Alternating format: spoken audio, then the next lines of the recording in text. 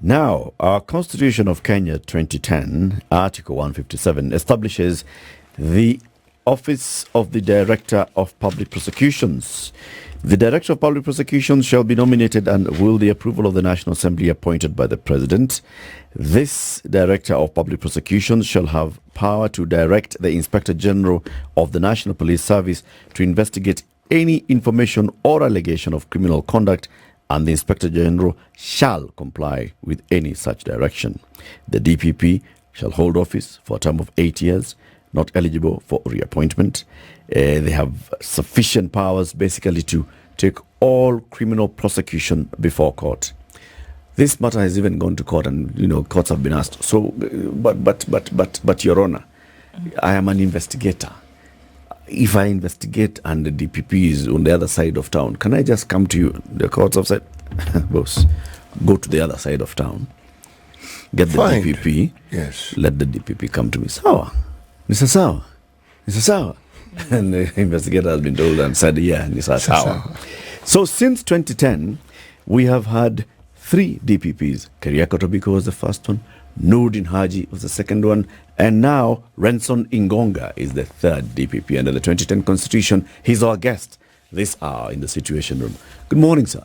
Morning. How are you doing? You're quite fine. Very good.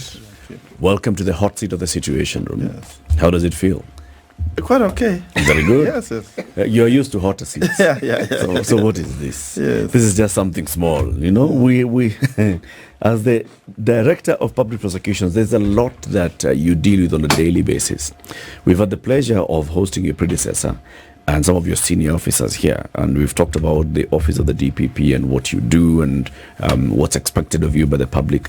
But we shall continue with us because there are many issues to discuss today. To welcome you, though, to the conversation, the gentleman called CT Muga will give you the day's proverb. Every week, he goes to one African country, brings us proverbs, one a day. This week, which country are we in, CT? We're in Algiers. I'd actually country? thought of coming to Kenya. The country. Algeria. Thank you. Yes, but you are the capital. Say, when you're in a country, unaanza na capital. Then unaeneza. Okay. Mm-hmm. Yes, I had actually planned to be in Kenya this week. But then I looked at the back and forth that we've had going from west to south. And we had just come from the middle of Africa. Yeah. So I thought, Kenya is still around the middle of Africa. It's in the east. Let me go back again to the north before I come back to the east. Okay. So now we're in Algeria. Okay. Cross the river, but don't cross the silent one. Cross the river. Yes. But don't cross the silent one. Yes. But a DPP, what's your interpretation of this proverb? From my early childhood days, we used to swim in the river. Yeah. And whenever you'll go to a river and find one place that is silent, it means it's too deep. So you wouldn't dare. You would only swim where water is running. And I believe that is what that proverb is trying to tell us. That if you see a silent one, just know it's dangerous. Don't try. Yeah. What do you think the deeper meaning of this would be? Just like what Ndu has told us a while ago.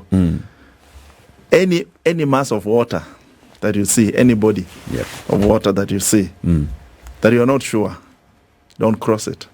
Yeah, chances are that will be your end. I believe it gives you that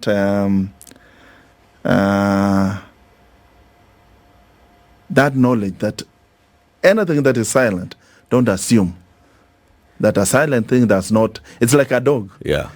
If you find a dog that is not barking, don't assume that it cannot bite. In fact, the ones which are barking rarely bite. The silent ones are the ones which bite. That's what I can say. Yeah.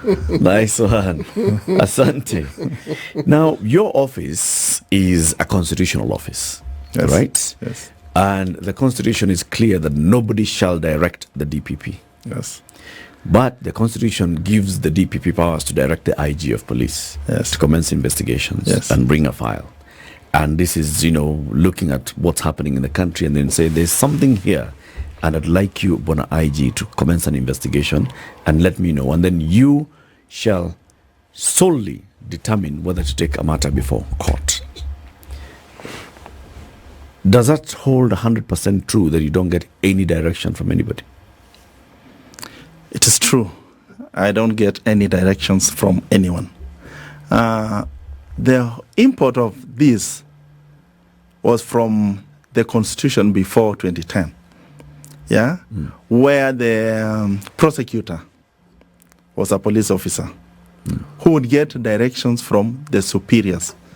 I happened to practice before that, even before joining public service, where the OCS, who was the senior most at that level, at the local level, and the prosecutor was a junior in the office of the CS. So when they decide that City Muga must appear before court, the OCS would just call that prosecutor and tell him City Muga must appear before, and he would appear. Because he has been directed, and he has to take orders as they come. That is what this constitution sought to cure. Because many people suffered before then. So it sought to cure so that the person prosecuting is independent from the person investigating. So that before you go to court to prosecute, you must be satisfied that the file that is placed before you has sufficient evidence that can sustain a conviction. So that when you go into court, you are able to tell the court, I have this evidence. And from what I have, I can get a conviction. In the event that a file comes and you don't have sufficient evidence, you return it back to the investigator, either to close it if he cannot get. But where you think he has not covered some areas, you direct the investigator that, can you please go and cover this area, after which return the file back to the DPP for us to see through if whatever you'll have collected can warrant a conviction or us going to court. So Renson, you cannot get instructions. I don't get instructions from anyone. Can you get suggestions? I mean, we live in a country that has many moving parts. Yes. Okay? Yes. So there may be some consideration here that is a political consideration or national security consideration that could then be brought to your office and onto your desk. And you're told, because of national security considerations, either don't proceed with this or expedite this. Or hold on to it. Or hold on to it for now. National security, unfortunately, cohesion and peace of this country. Unfortunately, I don't sit in the National Security Council. So maybe I may not have that chance of being directed. So it will be hard for me to be directed to do something that I don't know. Because it will not be easy for somebody to tell me that, in the national security, we discussed it. How sure am I? So that I go with it. So I will not go with it. I'll go with the evidence that is available. Because at the end of the day, when I go to court and either get a conviction or an acquittal, it'll be the DPP. There'll be no way you'll say, I was directed by so-and-so. So it solely depends on me to go to court or not to go to court. And we will only go to court where there is sufficient evidence. Okay. Does it also solely depend on you to withdraw a case from court? Is it a decision at your office or at the behest of your office to say, for circumstance 1, 2, 3, I will then withdraw this, and there's no external influence or suggestion for that particular action?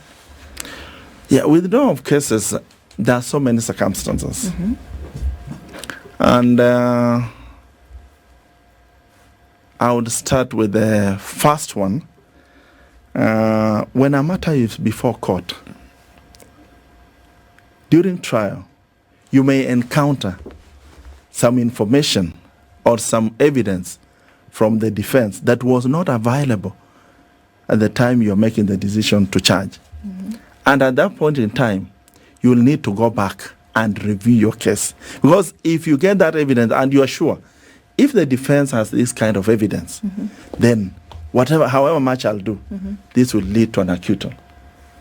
It will force you to review and withdraw that case. The other circumstance is where witnesses lose interest in a case.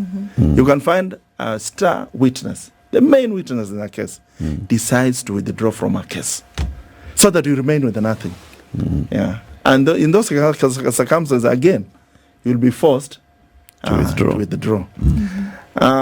We have circumstances where some witnesses die. You can find your star witness has died. If a witness dies, it will then also force you to relook into your case and withdraw. Again, we also have circumstances. In cases we have complainants. If a complainant during trial decides, no, I have no interest in this case, I have reconciled with the suspect, I don't want us to proceed. You cannot force yourself to proceed. Yeah? Because they'll give you reasons to why they have decided not to proceed with the case. In those circumstances, you will be forced to review your case and withdraw. We also have cases where you may have charged somebody.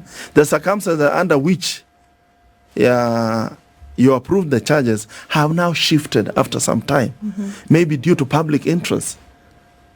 Some things have changed. In those circumstances, again, you'll be forced to review and withdraw. Okay.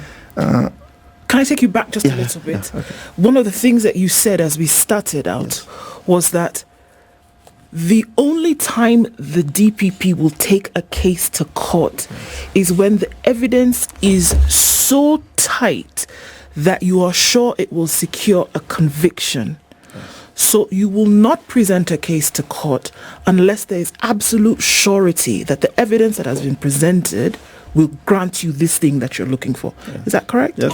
All right. There have been a number of cases that have been withdrawn recently until I believe it was Justice Sifuna who said, this is becoming, and I believe the word that was used was unorthodox practice by the DPP. And there was even a case, or rather there was a request to withdraw the case, which was denied. And he said, no, we cannot continue like this. And the reason that was given by the DPP, your office, was that the evidence was weak. So now I'm confused. If the only time the DPP can take a case to court is if the evidence is so strong that you are sure it will deliver a conviction, why would you come later and say the same evidence of which you are so sure of is then weak? How would that happen? Yeah, thank you. I have just said that circumstances keep on changing during trial. Yeah? And where we say evidence is weak, you realize that maybe one of the witnesses has backed off. And that's the main witness. That is, when you go to court, you tell the court the evidence is weak. You don't tell the court witnesses have backed off. Yeah? You cannot tell the court that witness 1, witness 2 have backed off. You'll go to, because you already know. You'll go to court and say, the evidence that I have at the moment is weak. Yeah? Is the judicial officer at present, at that time, is he or she meant to be aware of the details of this weak evidence? No. They're not meant to aware. You just tell them that evidence is weak or you don't have witnesses. Yeah? And let me go back to what you said about Justice Sifuna. Maybe if you're following on what is going on, almost all those decisions by Sifuna, we have appealed. We have moved to the Court of Appeal. And last week, the Court of Appeal overturned one of those decisions by Justice Sifuna, where we had sought, in the Lake Basin Development Authority case, where we had sought to withdraw, and the magistrate denied us that opportunity. We went to Justice Sifuna for revision. He again agreed with the magistrate. We moved to the Court of Appeal. The Court of Appeal has overturned that decision and clearly stated that the DPP had the sole mandate to withdraw or bring cases to court. Yeah? So it is not like what has happened in the law courts. That is a finality. If you agree with any of those decisions, we move to the next level. And the Constitution is very clear. Yeah, and there's no one else who can go against the Constitution. Yeah, whether a court, whether what. Yeah, that's why Article 157, 7 and 8, subsection 7 and 8 is very clear on the mandate of the DPP. And the DPP can withdraw any case before judgment, before judgment, although with the permission of them, but at any stage before judgment. You can apply. The only difference is if the DPP applied to withdraw a case when he has closed his case is at the defense stage, then the suspect will be acquitted. That's the only deal. But the DPP cannot be denied before judgment. As long as the court has not pronounced itself, then the DPP has authority to withdraw that particular case. What we've seen from the anti-corruption courts, Yes. and particularly Magistrate Esther Maina, has been, her expressing frustration at the prosecution, Yes. saying, prosecution, you brought this case before me Yes. a couple of years ago. You started this case. Yes. In some instances, she says, you brought in witnesses. You did not even cross-examine your own witnesses. Yes. You did not even examine your own witnesses. Yeah. And then now here you are applying for withdrawal of this case. And she says, I cannot stop you from withdrawing the cases, but this is a waste of public resources, waste of this court's time, waste of these human beings who have been paraded as corrupt. What do you respond to that? Because she has raised that matter. Yeah, let me correct you. It is not Esther Maina. It is it was Eunice Newton. Esther Maina is a judge. Yes, it was Eunice Newton, yes. How did it come to be? We sought permission, or we made an application to the court to withdraw that particular case. Yeah. She declined. We appealed. We went to Justice Sifuna, who agreed with her. Meanwhile, there was no stay of her orders. What did she do? While in court, when the matter came up for hearing, she issues warrants of arrest against our witnesses, who are public servants. Yeah? And see it on radio, it was in the media. It was. As any public servant, there's no public servant who wants to be arrested. None.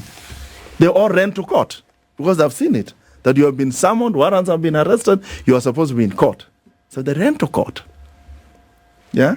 When they came to court, they are not our witnesses at that moment. We have not called them. So who called them? It was the magistrate. Then we decided, let her proceed with it. She's the one who put those witnesses to the dock. We didn't have any questions for them. That's why we didn't question them. We didn't call them. But you can never put a witness in the witness box if one, you have not called that witness. Even if it's on record, you have not called that witness. You have not prepared that witness. It doesn't move like that. Why had you not called the witnesses, DPP? We wanted to withdraw. There was a weak link in our case. And and you see the witnesses who are called, those are not the witnesses who are supposed to be the main witnesses in our case. These were just public servants. Okay. Just confirm one or two things. But the main witnesses were not them. Yeah. What was a weak link? Is it something you can talk about? Not everything that we have, we can be on air and talk about. Of course. Yes. Yeah. But just under that, there was in the course of prosecution of a case, yes, you assess and you find, well, not as strong as we thought it would be. Yes. Okay. Yes. And you go to the court and you say, our case is not looking like it was looking. Yeah. And this is after how many years?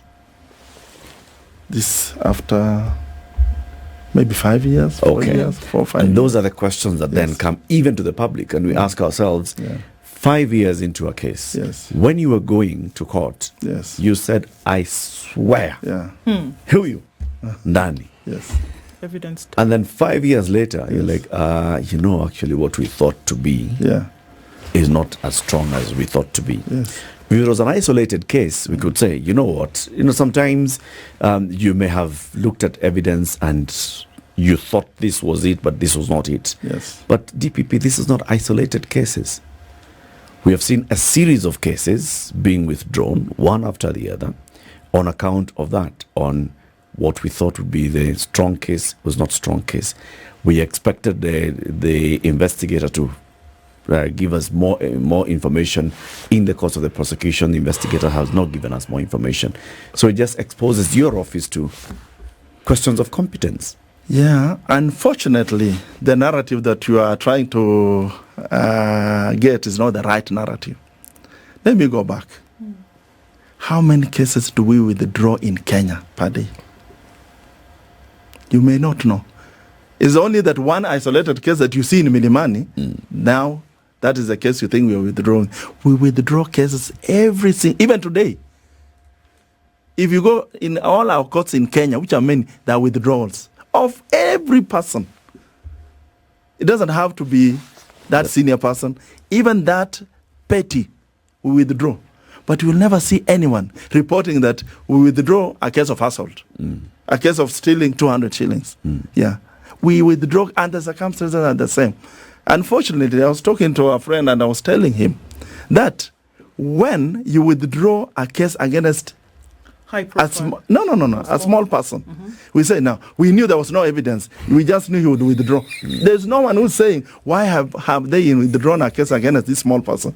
But when it is a high-profile person or a senior officer or a public figure, we believe that one we should not withdraw. It is not the case. Because the law is the same. The circumstances are the same. We withdraw against all persons in this country every single day.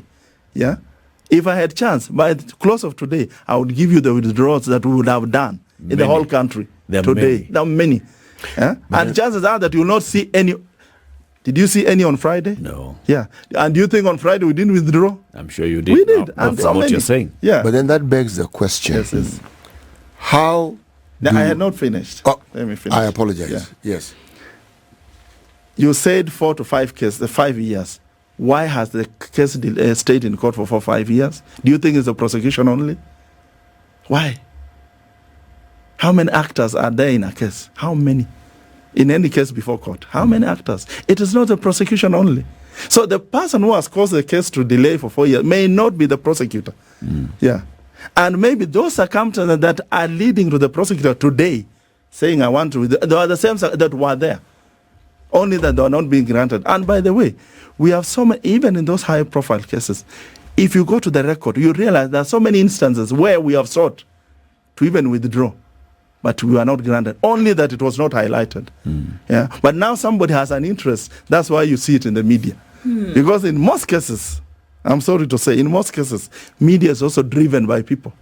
Would somebody have an interest in all the high-profile cases that have been withdrawn by the office of the DPP so as to go and highlight it in the media? Every single high-profile case that has been withdrawn by the DPP, are you saying that that can be connected to an interest that somebody has to shed light on it? By the way, not all high-profile cases were withdrawn. Of the ones that have been withdrawn, I want to change the narrative. That all high-profile cases are highlighted. They're not. No.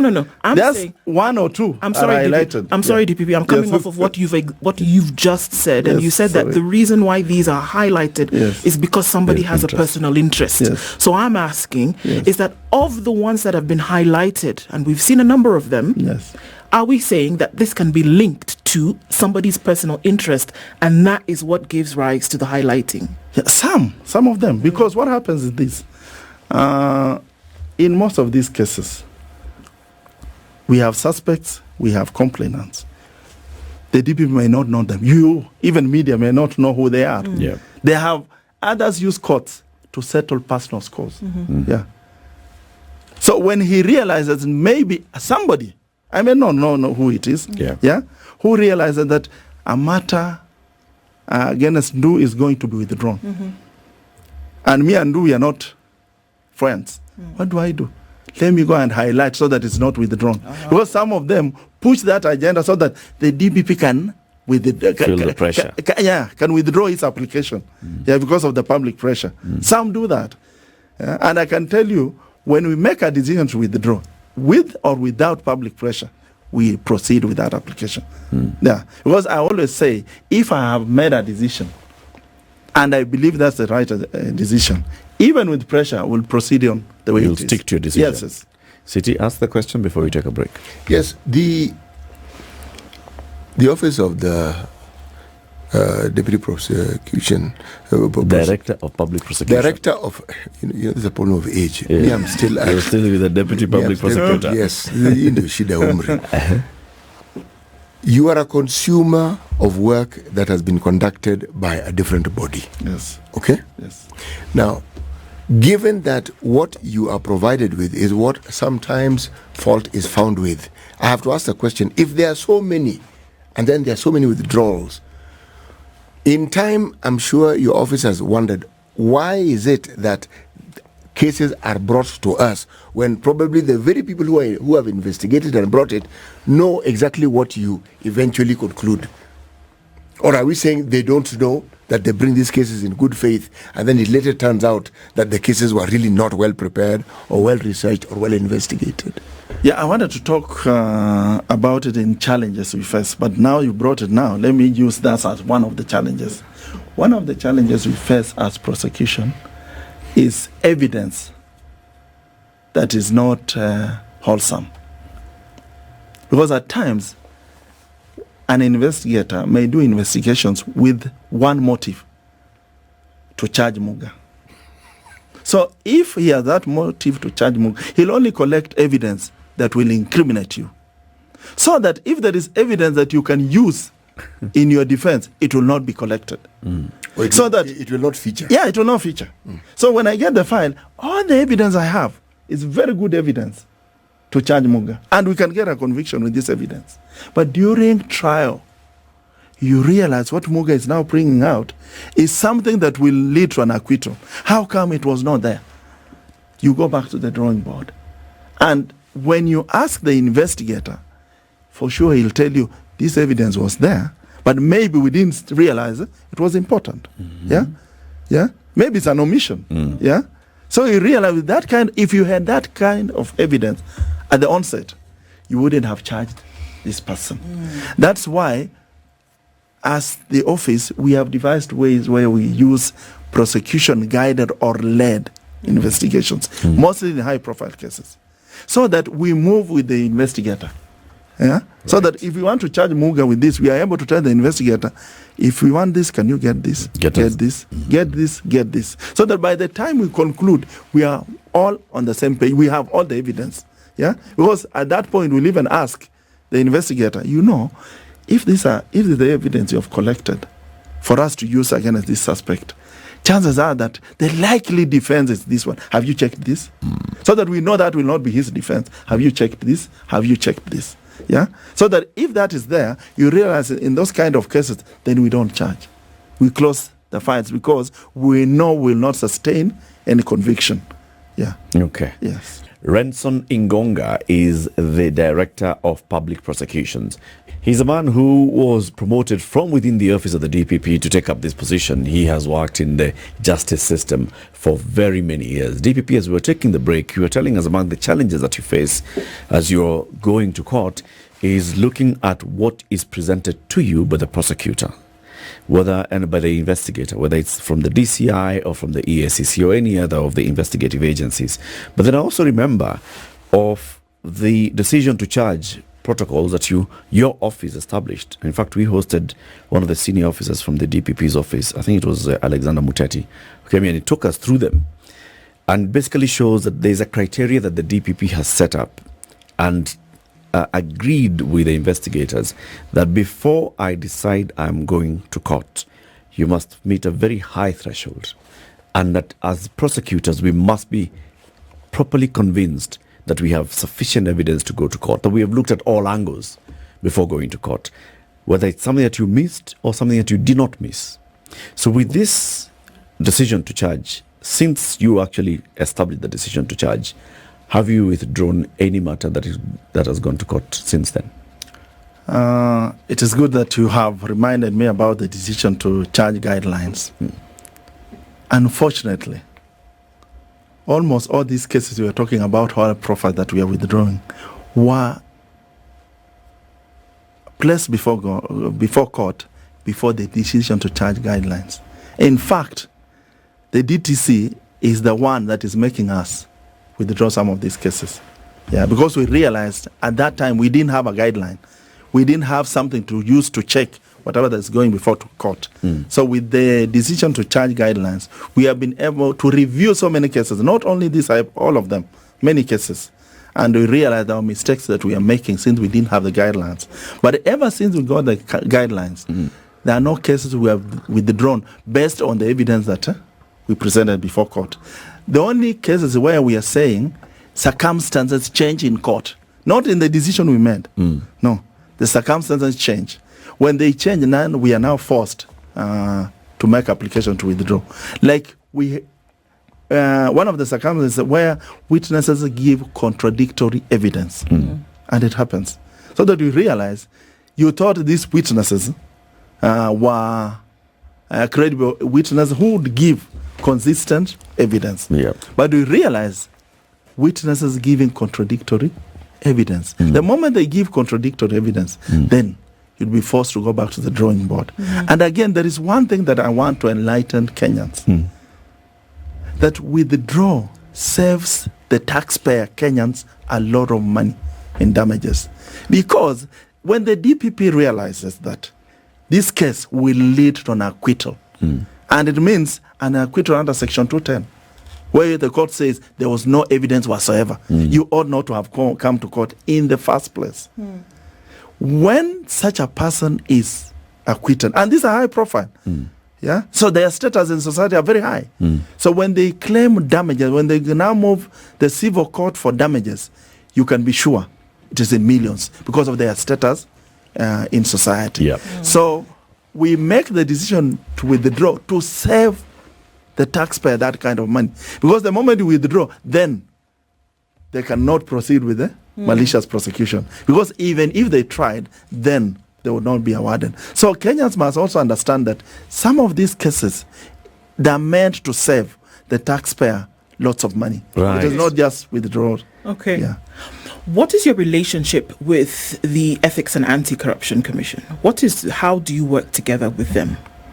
Our relationship is very good. We're working very well.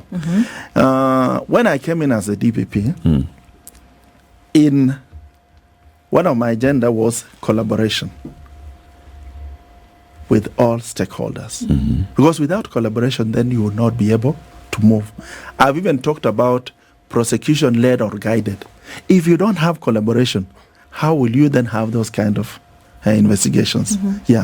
We have had meetings with all investigators, EACC, DCI, KRA, and many of these investigative agencies. And we have agreed to work as one, so that this rift that that used to be that was there at one point, because I remember there was a time there was a rift between DCI and ODPP, especially over the same issue that we're talking about, the withdrawal of cases. So in terms of the mechanics of things, of how it works, who does what first and then who brings it to the other? How does that cycle work? As it is, it is the investigator who does first. The law, as it were, it was envisaged that the DPP, where you realize there's something going on and maybe the investigator is not doing anything, the DPP can direct for investigation to be carried out. But more often than not, the investigator they start investigating without the knowledge of the DPP, because that is their work. So when an investigator does investigations, when they feel they have completed investigations, they would then forward the file to the DPP. At that point is when the DPP reviews that file, checks to see if there is sufficient evidence to warrant any charging, or to direct the investigator to cover more areas.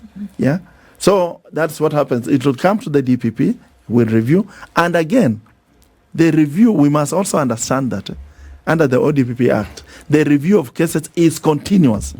There is this notion that the moment the DPP goes to court, that's the end. You must prosecute to the end. No. Cases are always under review constantly, even when they're active in court.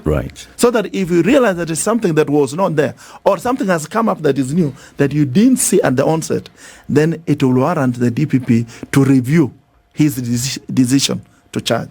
So there are so many accounts that can lead to that. It's not that the moment we have taken to court, then we were satisfied, nothing. Yes, we were satisfied with what was there at that moment. But as we proceeded with the trial, new things came up. New evidence that came up, either through a witness. At times a witness can record a statement. But when you put that witness in, unfortunately, the prosecutor is not the one who records his statement. It is the investigator. You don't know the circumstances under which the witness recorded, but you believe that they were not that is the evidence. So when you put this witness in the dock, you realize he will bring up issues that were not in the evidence. Very different from what was there. Then you realize, if this is what this witness is saying, Atachoma. then this case, yeah. So you are forced. In fact, in some circumstances, you stand down the witness because you realize it's not going the direction you thought. But that At shows that you had not prepared your witness. Let me tell you, some witnesses. Let me tell you something. You will sit with a witness in the conference room, and you'll take first of all, you take the witness through the statement he has written. Yeah. Believing that's the evidence, and they'll stick to that evidence. What is there, they'll stick to it.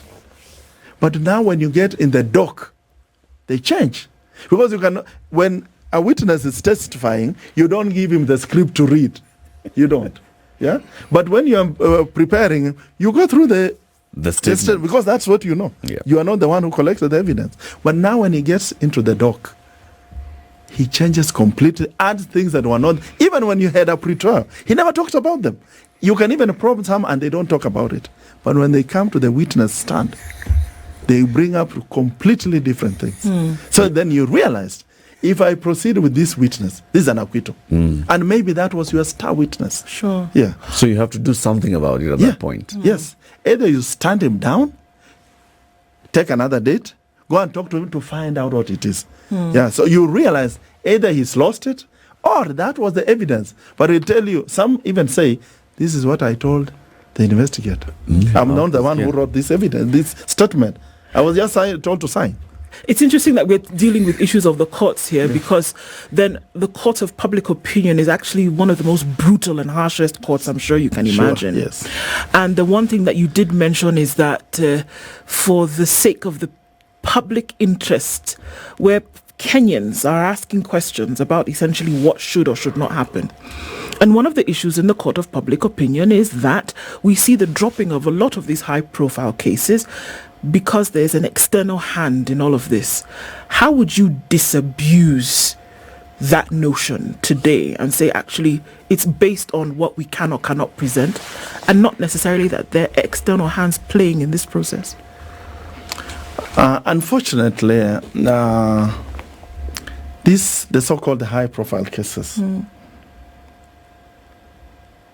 the evidence in some of them is not good enough. And you must understand that for the prosecutor to go to court, you don't really need to have all the evidence. You can have evidence that you believe this is enough evidence for me To start a case. Yes, to start. And in some of the cases, I can tell you, in some of the cases, we have gone to court previously. Yeah, we have gone to court with the assurance from the from the investigator that we have done 80%. I think we only have the 20%, which we will bring before the trial. Yeah, because again, you are supposed to supply this evidence to the defense before the beginning of the trial.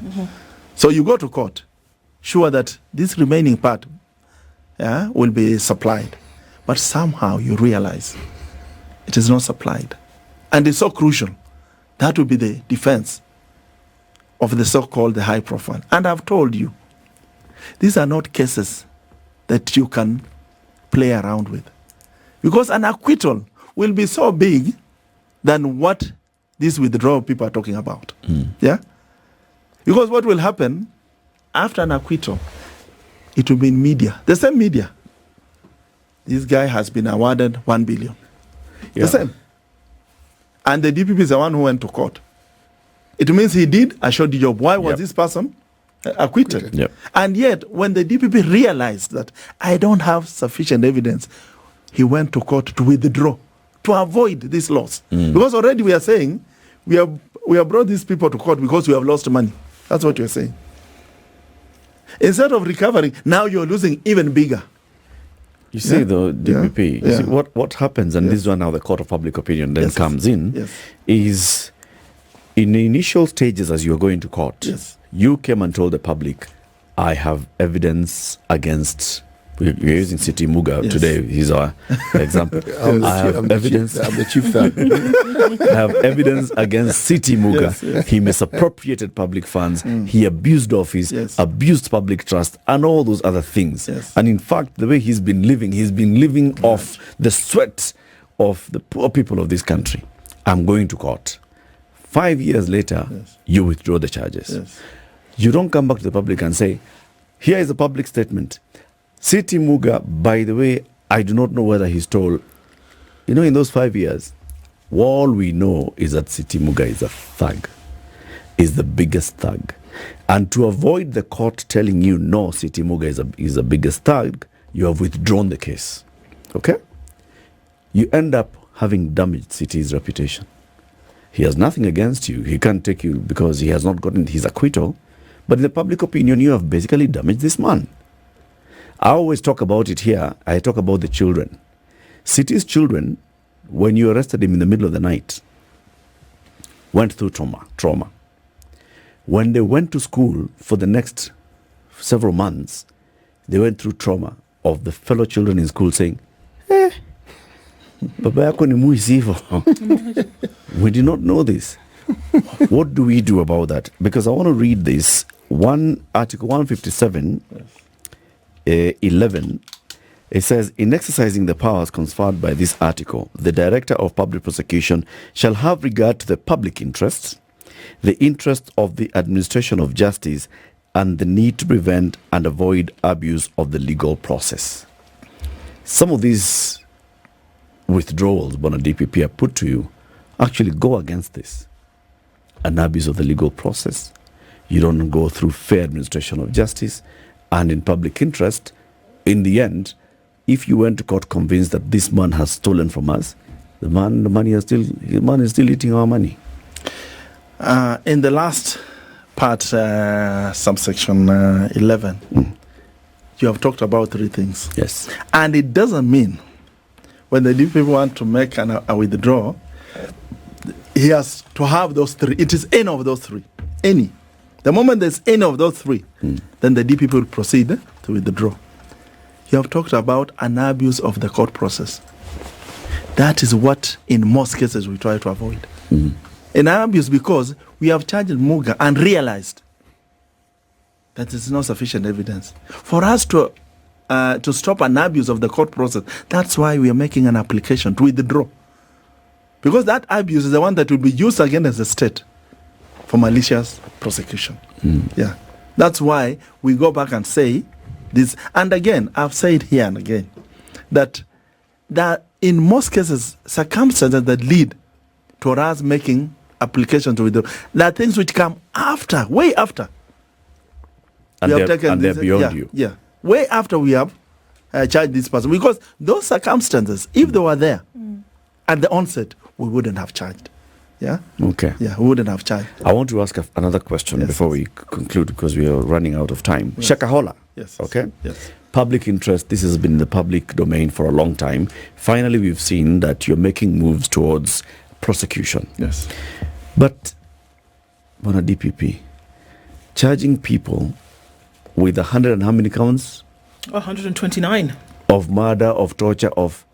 Surely, even the former Chief Justice Emeritus David Maraga, talked about this to the DPP and said, you cannot bring one case that has so many charges, so many accused persons, and you expect that we are going to expeditiously deal with this case. In this particular one, you are charging how many people? 98 people? Yes, with 129. With each of them having 129 charges of murder, of torture, of this, Terrorism. of terrorism. Yeah, thank you. I'm happy that you know the charges. We imagined that it would take weeks just to read the charges. Yeah. One thing is, I'm happy you know the charges. And you can be sure. That's what I normally say. I was also talking to a friend and telling a friend that the unfortunate part about journalists is that they report that is not true for it to sell. They don't go for the truth. When I was still prosecuting actually in the before I became the DPP, you would go to court with a journalist, sit through the whole trial, and finish. What you see in the media the following day is different from, and this, I would call him, surely, I was with you in court. Is this what happened? If you didn't understand, I was there. Did you ask me? Even the court file was there, you would read. They don't stop you. Why would you write? So I'm going back to what you're saying. Mm-hmm. The truth is, there are those many charges, but they're not in one charge sheet. They're not. They're all in different charge sheets. Different. Because you must get to know that these same people committed all those offenses against different people. So they're not in one charge sheet. You cannot have over 12 in one charge sheet. So they're different. They're different cases. Yeah, different cases. It's not one. Against the it's same only people. that against the same people. Over the same matter. Yes. Not the, yeah, over the same matter, but no, how do I say it? Over the different angles of the same matter. Because you see, there is the torture. Yeah. The people are tortured. Yeah. We are those who have survived. They are tortured. There are those who were killed. There are those small children. So that they're the same people who are doing to different people. Yeah. Some were killed. Some were tortured. Some are small children. Yeah. So you'll charge the same person for torture, for murder, for abuse of. But must you charge all people with all the charges? Are you at some point, DPP, going to start dropping charges against some people? So you say, Eric, I only want to retain the charge of torture. No, we'll not drop. Murder. In Shakahola, we'll not. Because they perform different things against different people. The same people. They are the same people. Yeah? That's why they're different. And if you see, we have cases in Shansu, we have cases in Malindi, we have cases in Tononoka. The same people. That's why, even as you're saying, all these cases you're talking about are not in one court.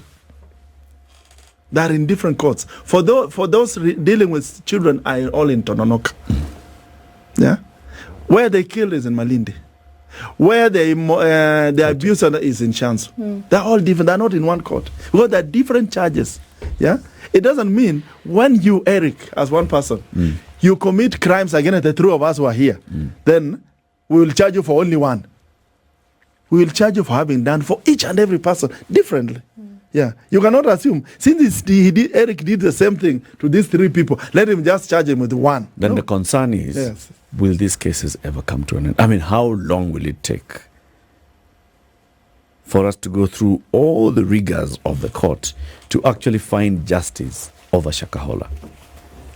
Or it doesn't matter? No. Let me tell you one thing. If the courts extradite, we will move. Because we're already in court. Plea has already been taken. And unfortunately,